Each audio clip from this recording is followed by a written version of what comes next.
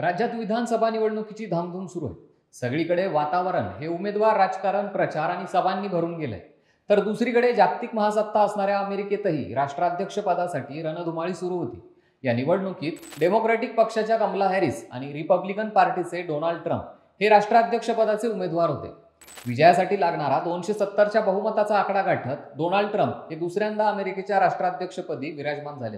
America ही एक महासत्ता आहे. अमेरिकेत घडणाऱ्या अगदी लहान सहान घटनांचा परिणाम हा जगभरात होताना आपल्याला पाहायला मिळतो. मग आता थेट राष्ट्राध्यक्ष बदलल्याने येत्या काळात जगभरात मोठे बदल पाहायला मिळू शकतात. भारतात देखील या सत्ता बदलाचे मोठे परिणाम येत्या काळात आपल्याला पाहायला मिळतील असा अंदाज वर्तवला जातोय.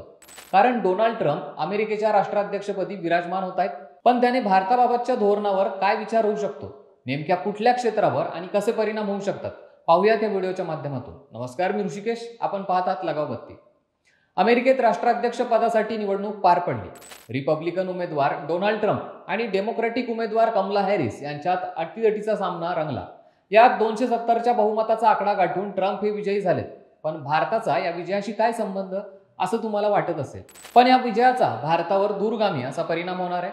ट्रम्प अमेरिकेचे अध्यक्ष बनल्याने भारतावर दहशतवादापासून ते व्यापारापर्यंत विविध बाबींवर परिणाम होणार आहे. तो कसा, तर पहा. डोनाल्ड ट्रम्प विजयी झाल्याचा पहिला परिणाम हा जागतिक शेअर बाजारावर दिसून आला. तसाच तो भारतीय शेअर बाजारावरही दिसून आला.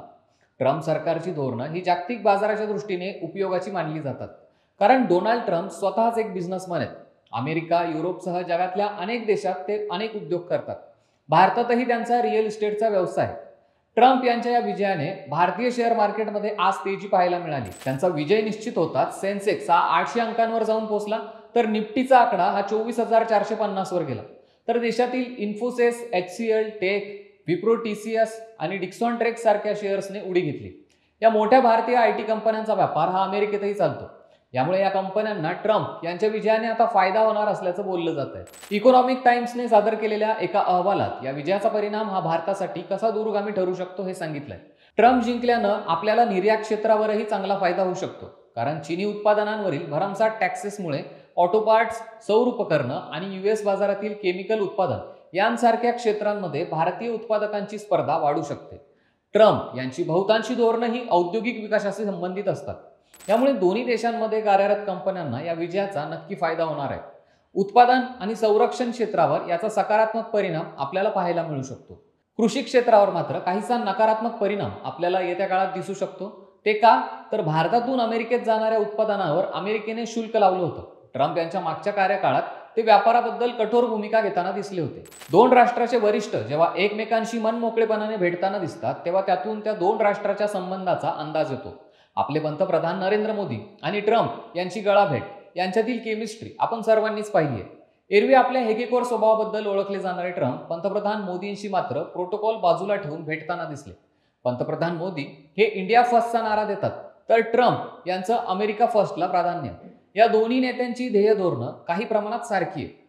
ट्रम्प यांच्या मागच्या कार्यकाळातही दोन्ही देशांमध्ये मैत्रीपूर्ण संबंध पाहायला मिळाले होते. त्यामुळे आताही भारत आणि अमेरिकेतल्या नातेसंबंधावर याचा परिणाम होताना दिसू शकतो. नुकतंच ट्विट करत भारतासाठी दिवाळीच्या शुभेच्छाही ट्रम्प यांनी दिल्या होत्या.